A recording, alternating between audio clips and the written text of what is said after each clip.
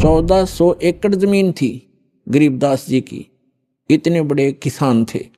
तो उसने सोचा ये किसान होगा कोई, उनसे पूछा भक्तों से कि वो ये कौन है भाई। तो वो भगत जो कह नहीं यही तो है गरीबदास जी महाराज। अब उस सरदार जी का तो सिर घूम गया कि यो महाराज ये तो एक आम आदमी है, सिंपल मैन, धोती कुर्ते वाला किसान है। अब वो लगा फिर वो झूमन, उसका दिमाग घना इधर उधर। गरीबदास जी समझ गए एक झुमकरा झूम गया। उसने सभी भक्तों को इधर उधर कर दिया, किसी को कहा बैलों को पानी पिला लो, किसी का चारा काट दो, मेरे लिए नहाने के लिए एक बाल्टी पानी का रख दो। और उस झुमकरे को कह दिया यहाँ बैठ जाओ भगत जी। वो बैठ गया, बस इतनी दूर से आया हूँ, बैठते जाता हूँ, पर आ गया गलत, खोदा पहाड़ निकली चुईया। क्योंकि उसने तो महात्मा मान रखा था कि ऐसा होगा, जोटा जोटा रखी होगी, धूना धौना राख रूख मसल रखी होगी, पता नहीं जंगल में बैठा होगा। गरीबदास जी स्नान करने लग गए, धोती बांधा करते थे। तो धोती ऐसे एक बेल्ट सी बांधते, देखा होगा यहाँ भक्त धोती वाले बता देंगे कोई। धोती बांध के और उसके ऊपर से एक रस उसी का हिस्सा एज ए बेल्ट बांध जाकर, उसने अड़बंद कहते हैं हमारे देसी भाषा में, अड़बंद। तो जब एक हाथ का उनका चोट लगी हुई थी उंगली के, गरीबदास जी ने पट्टी लपेट रखी थी। उस राम राय से कहा कि हे सरदार जी आइए और मेरे या धोती का गांठ लगा दे, अड़बंद की बेल्ट बांध दे, ऐसे गांठ लगाते थे। अब जो ही उसने अड़बंद की गांठ लगानी चाहिए, धोती शरीर के अंदर से निकलाई और गांठ धोती का लगी। उन्होंने जल्दी सी खोला, धोखा लग गया तेरे से, धोखा। फिर दोबारा, फिर तीसरी बार फिर ऐसे ही हुआ। तब गरीबदास जी ने कहा अरे झुमकरा, वो ये सोच रहा था मेरे जैसा किसान है, इसने संत मानते हैं, ये बड़े भोले आदमी आके हरियाणा के। तो तब कहा रे झुमकरा, मैं तेरे जैसा किसान हूँ, जमींदार हूँ भाई, ये गांठ क्यों ना लगती, घनी देर लगी। तो जब उसने देखा ऊपर ने, राम राय जी विष्णु जी के उपासक थे, बेशक से वो सिख थे, विष्णु जी को इष्ट रूप में मानते थे। क्योंकि पहले हम सभी जितने भी सिख बने हैं, ये अपने हिंदुओं से ही अलग से एक, जिन्होंने शिष्य तो ग्रहण कर लिया, उन धार्मिक नियमों का पालन किया, उन्हें सिख कहने लगे। सिख माने शिष्य। तो क्या देखा उस राम राय ने, गरीबदास जी का ऊपर का हिस्सा, 4 हाथ, हाथ में वो सब गदा पद्म शंख सुदर्शन घूम रहा है, मुकुट है, यानी विष्णु रूप दिखाई दिया। चरणों में गिर गए, पूरी तरह है भगवान माफ करो, मैंने तो आपका सिंपल मैन मान लिया। उठा तो फिर वो जोगा जो गरीबदास, उसने सोचा कोई सपना देख लिया तने, वो फिर बैठ गया। फिर भी उसने सोचा चल कुछ तो है महात्मा में, कुछ करामात है, इसे कुछ ज्ञान प्राप्त करते हैं। तब सारी सृष्टि रचना सुनाई गरीबदास जी ने कि भाई हम कौन हैं, कहाँ से आए हैं। हम सुल्तानी नानक तारे दादू को उपदेश दिया, जात जुलाखा भेद न पाया, ये काशी महे कबीर हुआ। अनंत कोट ब्रह्मांड का एक रति नहीं भारे, सतगुरु पुरुष कबीर हैं ये कुल के सर्जनहार। पूरी ब्रह्मा विष्णु में इसकी स्थिति बताई, सारे ब्रह्मांडों की रचना जो कबीर परमात्मा ने दिखाई थी आंखों और बताई थी, वह बताई। तब राम राय कहता है हे महाराज, ये ज्ञान तो आज तक हमारे को किसी ने नहीं बताया। तो गरीबदास जी ने कहा कि आपके ग्रंथ में ज्यों का तो विद्यमान है, पर उसको समझ नहीं पा रहे ये वर्तमान के तेरे जितने भी पाठी हैं, सिख हैं। तो क्या बताया, तत्व भेद कोई ना कहे रे झूमकरा, ये पैसे ऊपर नाच सुनो रे झूमकरा, कोटों मध्य कोई नहीं रे झूमकरा, अरबों में कोई गर्क सुनो रे झूमकरा। गरीबदास जी बताते हैं कि ये सब पैसे के ऊपर नाच है, ये तत्व भेद नहीं जानते ये लोग, और इस तत्व ज्ञान से परिचित कोटों मध्य कोई नहीं रे झूमकरा। उस राम राय को झुमकरा कहने लगे भगवान गरीबदास जी, उसका उर्फ नाम था झुमकरा। तो इस एक बात से तो ये प्रभावित हुआ कि तेरा नाम झुमकरा है, यहाँ कोई जाने नहीं था, इन्होंने झुमकरा बता दिया। जो आम व्यक्ति वहां झुमकरा से जानते हैं, ओरिजिनल नाम राम राय था उसका। तो क्या बताते हैं गरीबदास जी कि इस तत्व ज्ञान से परिचित करोड़ संतों में नहीं मिलेगा तुझे। कोटों मध्य कोई नहीं रे झूमकरा, अरबों में कोई गर्क सुन रही झूमकरा। अरबों में कोई एक पावेगा तने गर्क। गर्क mean complete in all respect. जैसे इस ज्ञान को से परिचित भगत भी हो गए होंगे मेरे परमात्मा के बहुत से भक्त, लेकिन उनके पास मंत्र समाधान नहीं है। अगर वो कहीं वक्ता बन जा, वह वाके पात्र भी बन जाएंगे, फिर उसका कख नहीं, क्योंकि उसको मंत्र देने का आदेश नहीं, पासपोर्ट बनाने का उसके पास अधिकार नहीं, तो फिर भी व्यर्थ। तो क्या कहते हैं, गर्क मीन जिसके पास परमात्मा का पूरा ज्ञान भी हो और कंप्लीट मंत्र हो, अधिकार हो, ऐसा तो आपको अरबों में मिलेगा। तो पुण्यात्माओं, इन अरबों में से एक दास है इस तत्व ज्ञान से परिचित, और कोई नहीं।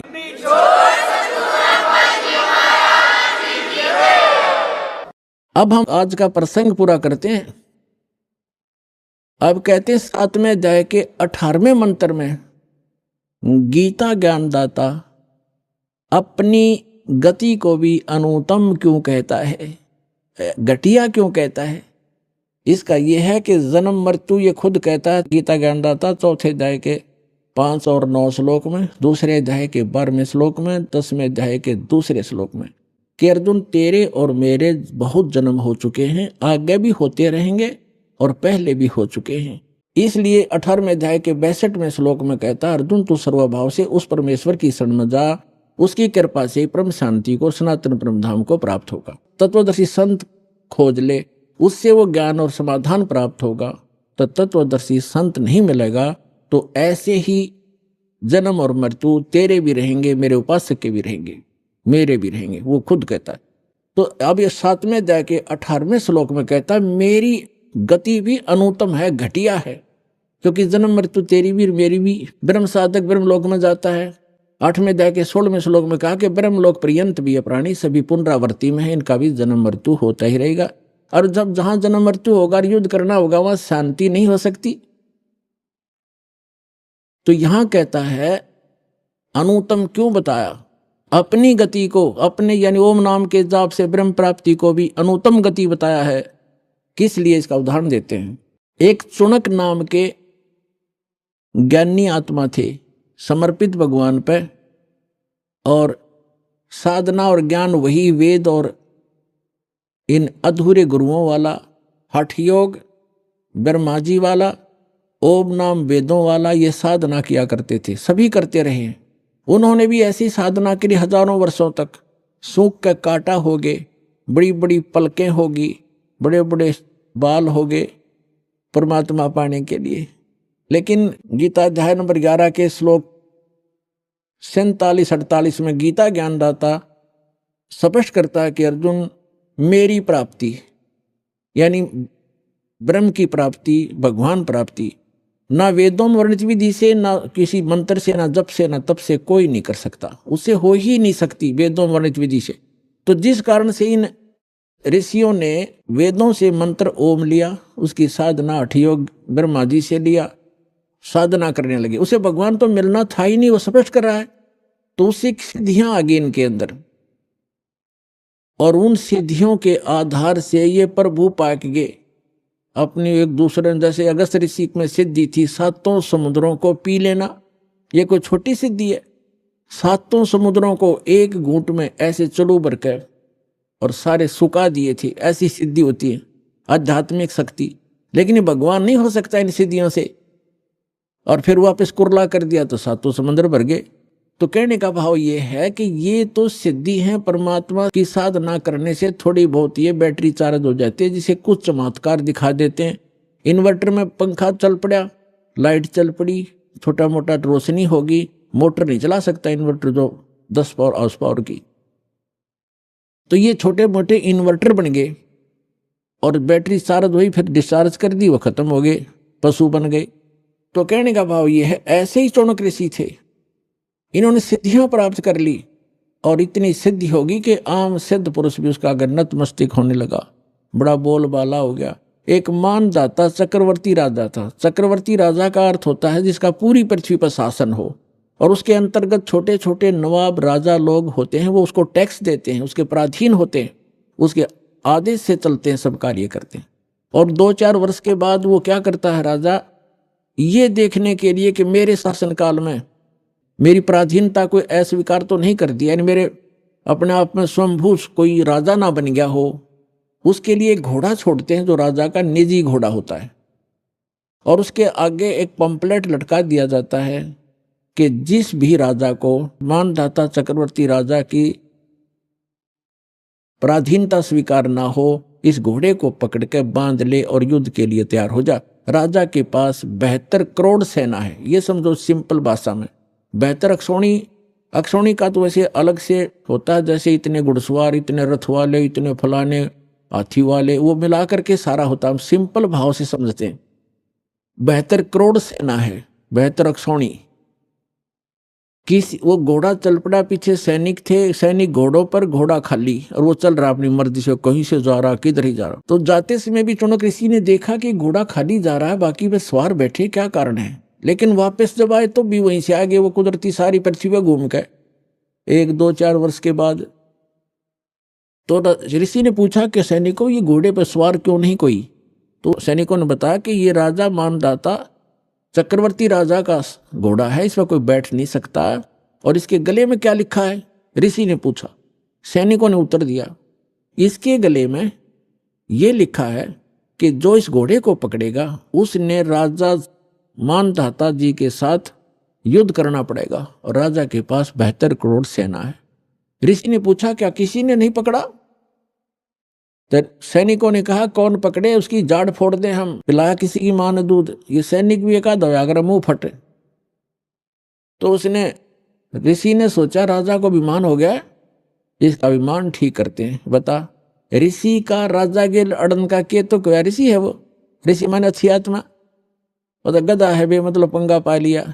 बोला मन ये घोड़ा बांध लिया, बांध दो घोड़े को मेरे वृक्ष के जिसके नीचे तपस्या करे था। सैनिकों ने कहा उस ऋषि से कि ये घोड़ा आप बांधोगे, मानधाता चक्रवर्ती का युद्ध करोगे। कहा, मैं युद्ध करूंगा उसके साथ।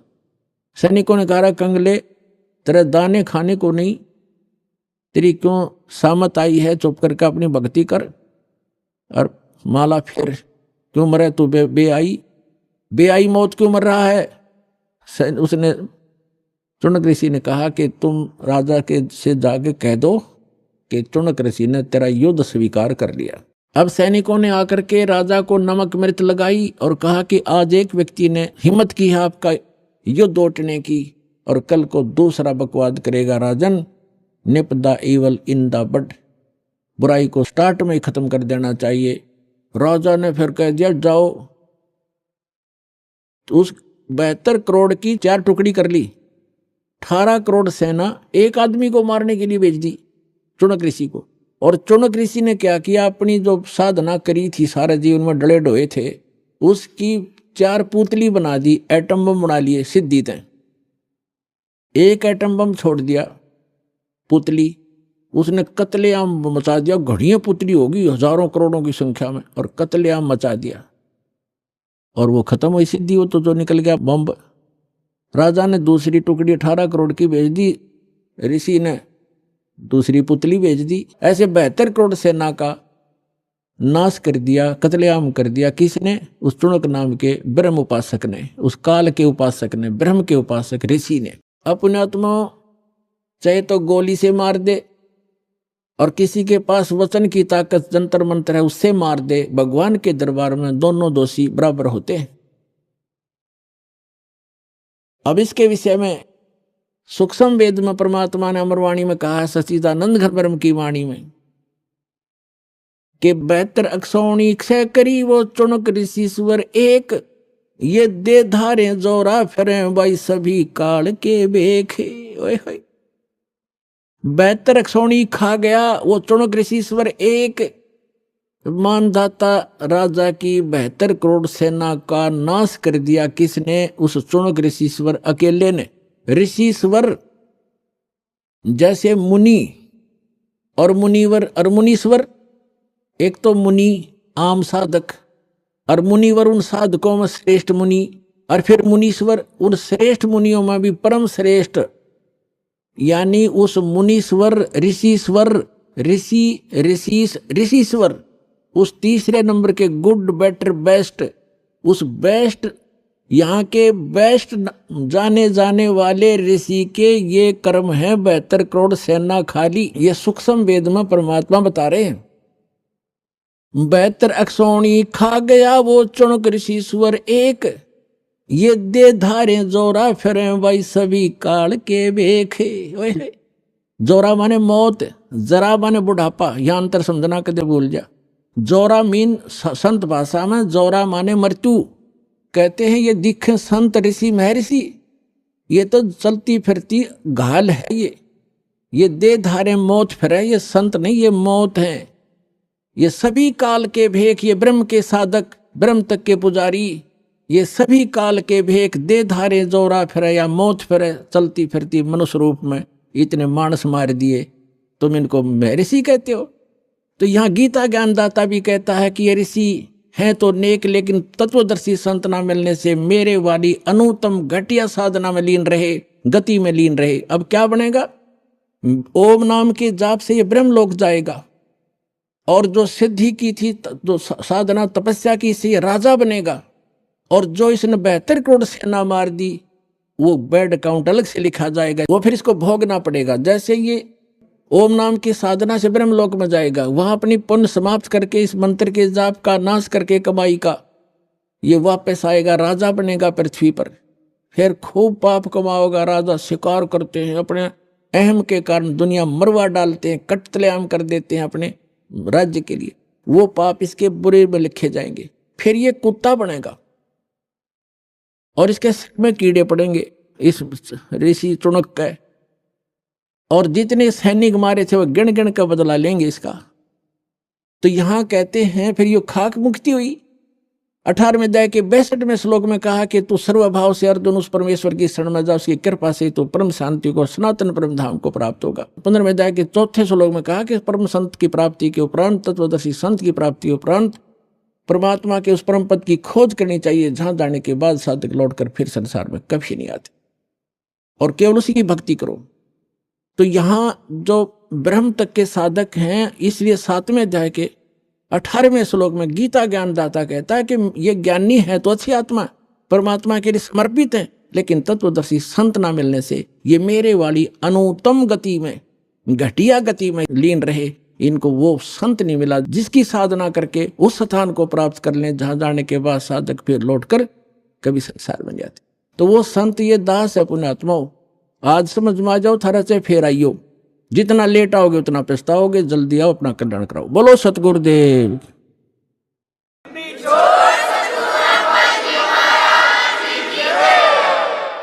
परम पिता परमात्मा पूर्ण ब्रह्म, सारी सृष्टि के रचनहार, कबीर देव कबीर साहब, अल्लाहू अकबर, जुलाहा कबीर, धानक कबीर, ये हम सभी आत्माओं के पिता हैं, ये हमारे हमदर्द हैं। यही वो परमात्मा है जिसने सर्व ब्रह्मांडों की रचना की है। उन आत्माओं, सौभाग्य आपका, आप जी का जन्म ऐसे समय में हुआ है जिस समय को परमात्मा ने पूर्व निर्धारित किया हुआ है कि जिस समय कलयुग 5500 वर्ष बीत जाएगा, तब इस अध्यात्म मार्ग को, जो संपूर्ण, कंप्लीट इन ऑल रेस्पेक्ट, जो स्पिरिचुअल नॉलेज है, अध्यात्म मार्ग है, ज्ञान है, इसको सार्वजनिक करने के लिए कहा था भगवान ने। क्योंकि जिस समय परमात्मा स्वयं आए थे 600 वर्ष पहले, सन 1398 से संवत 1455 से सन 1518 संवत 1575 तक वो परमात्मा यहाँ एक जन साधारण की लीला करके चले गए, जो परमात्मा किया ही करते हैं, जो हमारे वेद बताते हैं कि वो परमात्मा सतलोक से सशरीर आता है अपने उस निज स्थान से, जहां हम पहले रहा करते अपने पिता के पास। हम बालकपन में हम अज्ञानता के कारण अपने उस मूल मालिक को, उस सर्व सुखदाई परमात्मा को छोड़कर यहां इस काल के साथ आ गए इसके लोक में। तो वो परमात्मा वहां से आकर हमें पुनः वो याद दिलाने आते हैं कि आप जहां रह रहे हो ये लोक ठीक नहीं, यहाँ की कोई व्यवस्था भी अनुकूल नहीं है। यहां जन्म और मृत्यु का ये दीर्घ रोग, और आपको ऐसा कच्चा शरीर दिया है जिसमें कोई ना कोई रोग अवश्य व्यापा रहता है, लगा रहता है। फिर आप ऐसे स्थान पर रहते हो जहां पर प्रत्येक वस्तु का अभाव रहता है, और जिस कारण से ये प्राणी हरदम टेंशन में रहता है, हमेशा दुखी रहता है। परमात्मा के विषय में वेदों में लिखा है, वेद में, कि वो परमात्मा अपने उस स्थान से चलकर आता है जहां हम पहले रहा करते थे, और परमात्मा अब भी वहां रह रहे हैं, और हमारे असंख्यों भाई बहन वहां पर वर्तमान में भी रह रहे हैं, जो पहले वहीं थे, यहां आए नहीं, और जो यहां से परमात्मा की सतभक्ति करके वापस चले गए हैं, वो वहां अब भी रह रहे हैं। तो वहां से चलकर वो परमात्मा आते हैं, एक जन साधारण की लीला करते हैं। वो ऐसी लीला करते हैं कि प्रत्येक प्राणी को इस काल के लोक में यदि सुखी रहना है, तो वो विधि, वो तरीका, वो एक भूमिका परमात्मा स्वयं ही करते हैं। परमेश्वर कबीर जी एक झोंपड़ी में रहा करते थे, पूरा परिवार, वैसे तो पूरा विश्व उसी के बच्चे हैं, उसी के पुत्र पुत्री हैं, लेकिन उस समय उन्होंने एक गृहस्थ विधि से परिवार नहीं बनाया था। परमात्मा के परिवार में कुल 5 सदस्य थे। एक तो नीरू और नीमा, ये 2, जिनको परमात्मा लहर तारा नामक तालाब पर कमल के फूल पर शिशु रूप में मिले थे, और एक स्वयं परमात्मा, और एक लड़का एक लड़की। लड़के का नाम कमाल था, लड़की का नाम कमाली था। ये दोनों, लड़का और लड़की, परमात्मा ने मृत जीवित किए थे किसी विशेष परिस्थिति में। तो ये कुल परिवार था परमात्मा का। तो परमात्मा एक झोपड़ी में रहा करते थे, और एक जुलाहे का कार्य किया करते थे, कपड़ा बुनते थे, अपने हाथों से निर्वाह करते थे, और तत्व ज्ञान का प्रचार भी करते थे, सत्संग भी करते थे, और सतगुरु रूप में वो उपदेश भी दिया करते थे, दीक्षा भी देते थे, और यथार्थ ज्ञान भी सुनाया करते थे। तो वो परमात्मा 600 वर्ष पहले आए थे। उन्होंने स्वयं ही अपनी महिमा आप ही बताई है कि चारों युग में मैं आया हूं, प्रत्येक युग में। सतयुग में सत सुकृत कै टेरा, त्रेता नाम मुनींदर मेरा, द्वापर में करुणा में कहाया, कलयुग नाम कबीर धराया। परमात्मा कहते हैं चारों युग में मैं आया, और जो परमात्मा लीला किया ही करते हैं, अच्छी आत्माओं को मिलते हैं, उनको तत्व ज्ञान से परिचित कराते हैं, फिर अपने सतलोक में ले जाते हैं। वहां से फिर वापस छोड़ते हैं अपना साक्षी बना करके। कैसा है भगवान, कहाँ रहता है परमात्मा, कैसे मिलता है वो भगवान। तो ये सब अपनी प्यारी आत्माओं को बताते हैं परमेश्वर, और उनको अपने से परिचित कराकर संसार में पुनः छोड़ देते हैं। फिर वो महापुरुष उस परमात्मा की आंखों देखी महिमा सुनाया करते हैं। उनमें से कौन कौन है जिनको दास जानता है, मुझ दास के नॉलेज में कलयुग के अंदर है। आदरणीय द्रवदास साहिब जी, आदरणीय मलुकदास साहिब जी, आदरणीय नानक साहिब जी, आदरणीय दादू साहिब जी, आदरणीय गरीबदास साहिब जी गांव छुड़ानी जिला झज्जर वाले, आदरणीय घीसा दास साहिब जी गांव खेखड़ा जिला मेरठ उत्तर प्रदेश वाले, आदरणीय स्वामी रामानंद जी काशी वाले। इन महापुरुषों को परमात्मा मिले और इन महापुरुषों ने परमेश्वर की महिमा आंखों देखी, बताई, अपनी अमृतवाणी में लिपिबद्ध करवाई। आज वो एफिडेविट हैं उस परम पिता की महिमा जो उन्होंने आंखों देखी थी। तो पुण्यात्माओं, परमेश्वर ने कहा है, चारों युग में संत पुकारे, कूक कहा हम हेल रे, हीरे माणिक मोती बरसें, ये जग चुगता डेल रे। परमात्मा बताते हैं कि चारों युग में मेरे से परिचित मेरे संतों ने मेरे द्वारा बताई गई यथार्थ भक्ति विधि का डंडोरा पीटा, मुनादी करी, अनाउंसमेंट की खूब जोर जोर से, और मैंने भी आकर के प्रत्येक युग में इस यथार्थ ज्ञान रूपी हीरे मोती लालों की वर्षा की।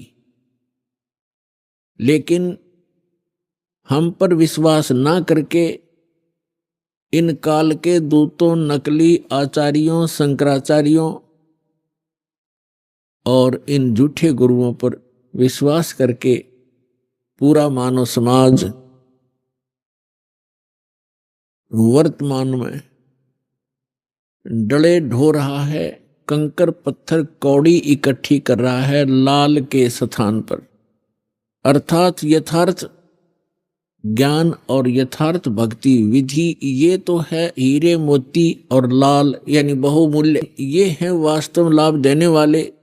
और जो गीता अध्याय नंबर 16 के श्लोक 23 में कहा है कि शास्त्र विधि को त्याग कर जो मनमाना आचरण करते हैं, मनमानी पूजाएं करते हैं जो शास्त्रों में सदग्रंथों में विद्यमान नहीं है, तो उनको न तो कोई सुख होता है, न उनको कोई सिद्धि प्राप्त होती है, और न ही उनकी गति होती है।